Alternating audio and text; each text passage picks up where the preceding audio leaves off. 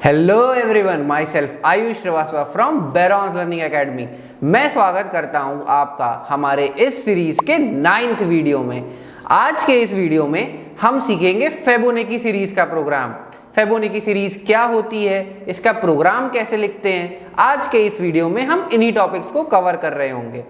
उससे पहले अगर अभी तक आपने हमारी ये सीरीज एक्सेस नहीं की है तो आप इसे एक्सेस कर लीजिए।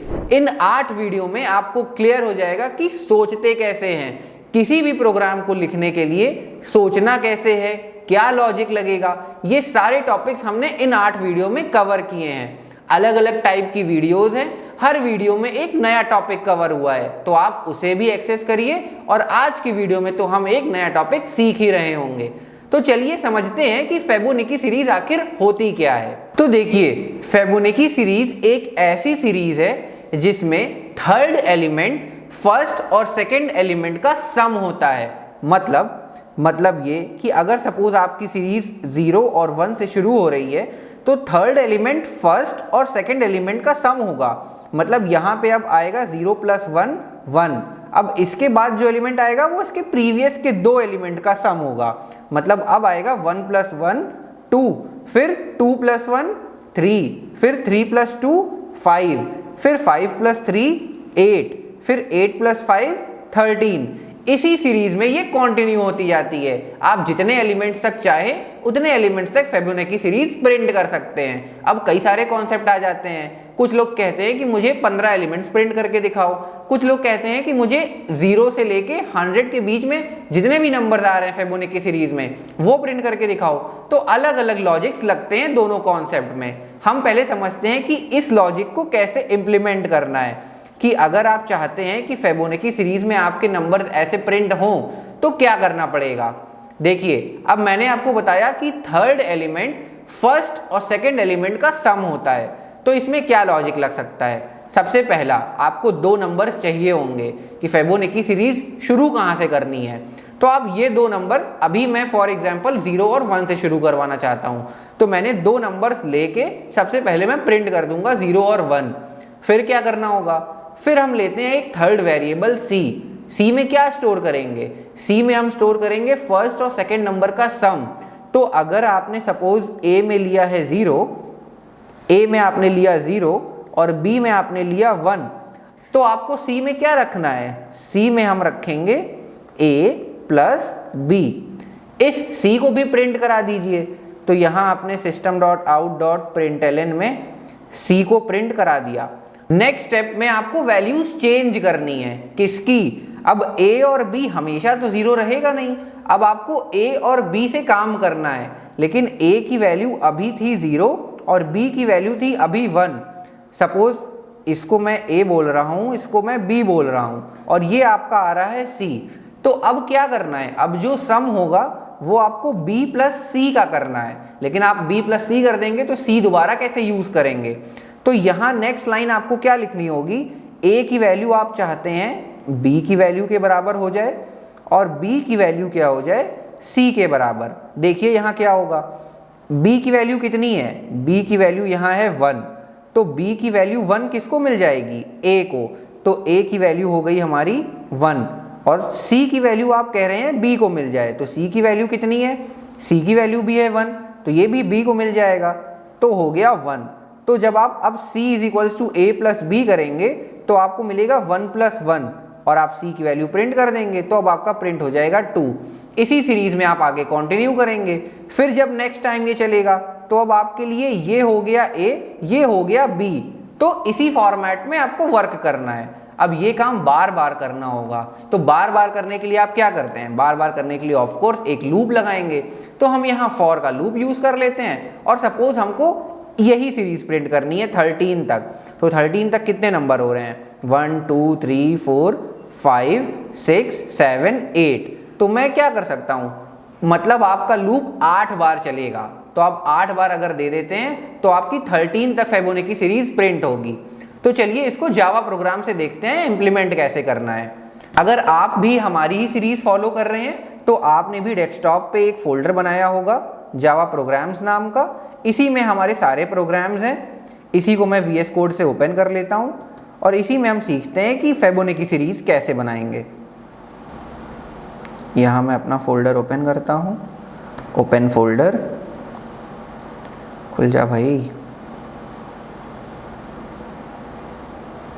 डेस्कटॉप पे गया,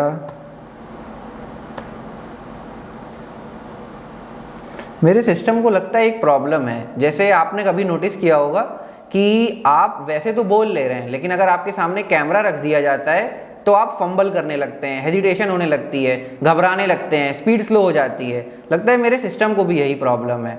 मैं नीचे काम करता हूँ तो मेरा सिस्टम अच्छा चलता है, एकदम स्मूथ, लेकिन जब मैं रिकॉर्डिंग के लिए बैठता हूँ तो मेरा सिस्टम स्लो हो जाता है। लगता है इसको भी कैमरे से फंबल होने लगता है। ठीक है, हमारा VS कोड ओपन हो गया है। इसको मैं पूरे स्क्रीन में ओपन करके एक नई फाइल बनाता हूँ। यहाँ मैं एक नई फाइल बनाता हूँ, इसका नाम रखता हूँ फिबोनाची सीरीज डॉट जावा। ठीक है, यहाँ आपने मेन मेथड रख लिया अपना।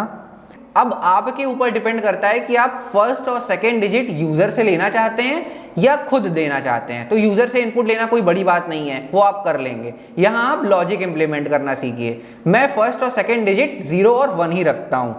तो मैंने यहाँ ले लिया एक variable int a is equals to 0 और int b is equals to 1।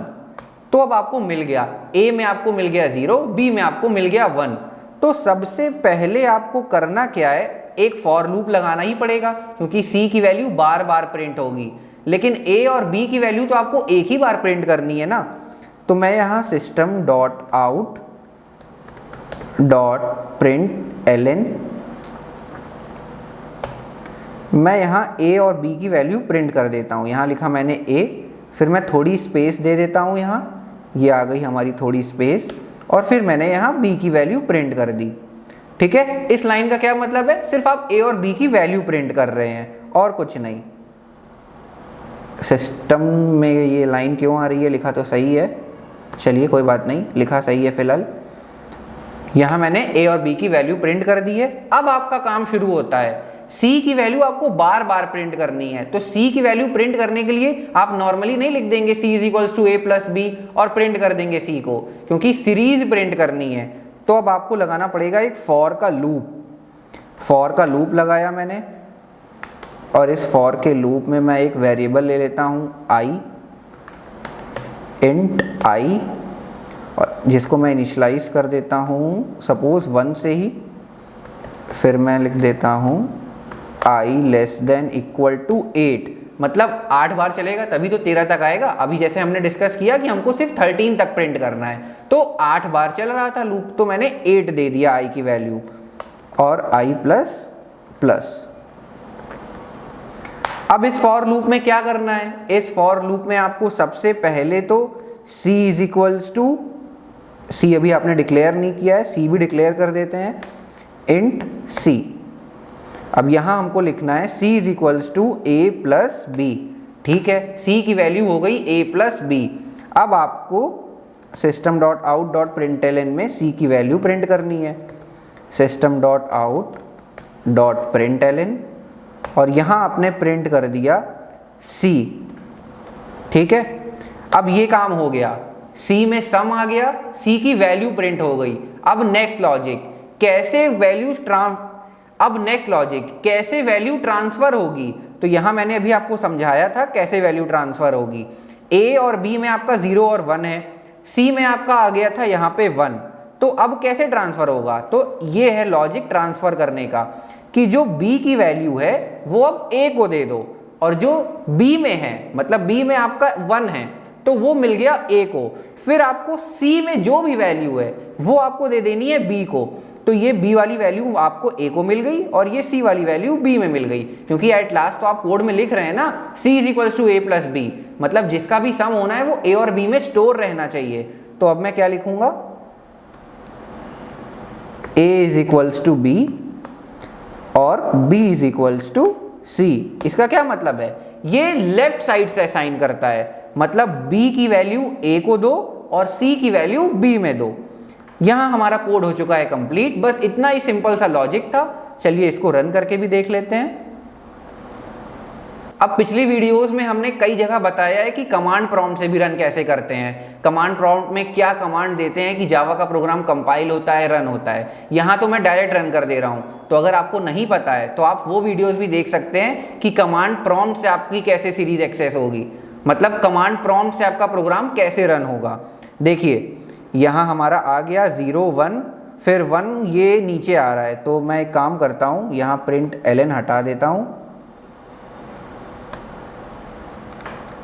और यहाँ का भी प्रिंट एलन हटा देता हूँ, क्योंकि प्रिंट एलन क्या करता है, नेक्स्ट लाइन से प्रिंट करता है। और यहाँ मैं थोड़ी स्पेस भी प्रिंट करता हूँ, यहाँ मैंने थोड़ी स्पेस प्रिंट कर दी, फिर सी की वैल्यू प्रिंट करूँगा। सीरीज आपकी प्रिंट हो रही है, सीरीज में कोई प्रॉब्लम नहीं है, बस वो एक लाइन में प्रिंट करने के लिए मैंने एलन हटा दिया है। वापस प्रोग्राम हमारा रन होगा। देखिए 0 1 1, देखिए 0 1, फिर 1 + 1 2, 3 + 2 5 और फिर 5 + 3 8। यहाँ 8 बार लूप चला है। यहाँ मैंने क्या काउंट कर लिया था, शायद कुछ गड़बड़ हो गई थी। देखिए 0 और 1 आपको नहीं काउंट करना है, क्योंकि 0 और 1 तो आप मैनुअली दे रहे हैं, लूप आपका 8 बार चलेगा। तो देखिए यहाँ से स्टार्टिंग हुई 1 2 3 4 5 6 7 8, तो यहाँ 8 बार आपको डिजिट्स इसलिए दिख रहे हैं क्योंकि आपने लूप 8 बार चलाया है। वहाँ मैंने 8 डिजिट्स काउंट कर लिए थे, पर वो फर्स्ट और सेकेंड डिजिट तो आप मैनुअली प्रिंट कर रहे हैं, उसका लूप से कोई लेना देना नहीं है। ये जो आप 0 और 1 प्रिंट कर रहे हैं, ये तो लूप से आया नहीं, ये तो आपने system.out.println में लिखा है। फिर यहाँ से देखिए 8 बार लूप चला होगा, 1 2 3 4 5 6 7 8, तो ये 8 बार लूप चला और आपकी फिबोनाची सीरीज प्रिंट हो गई। ठीक है, उम्मीद करता हूँ ये लॉजिक आपको क्लियर हुआ होगा। और आपके लिए होमवर्क ये है कि आप ट्राई करेंगे कि किसी दो नंबर के बीच में, सपोज मैं आपसे कहता हूँ 0 से लेके 100 तक पूरी फिबोनाची सीरीज प्रिंट करो, तो ये आप ट्राई करिएगा। अगर हो जाता है तो वेल एंड गुड, नहीं तो आप कमेंट सेक्शन में हमसे पूछ सकते हैं, उसका क्या लॉजिक लगेगा हम आपको एक्सप्लेन कर देंगे। अगर आपको ये वीडियो अच्छी लगी हो तो लाइक करें, कमेंट करें और अपने दोस्तों के साथ भी शेयर करें, ताकि वो भी एक नया लॉजिक सीखें। आपको डिस्क्रिप्शन में मिल जाएगा इसका सोर्स कोड। अगर आपको चाहिए ये सोर्स कोड तो आपको डिस्क्रिप्शन में मिल जाएगी एक लिंक, वहां से आप इसे डाउनलोड कर सकते हैं।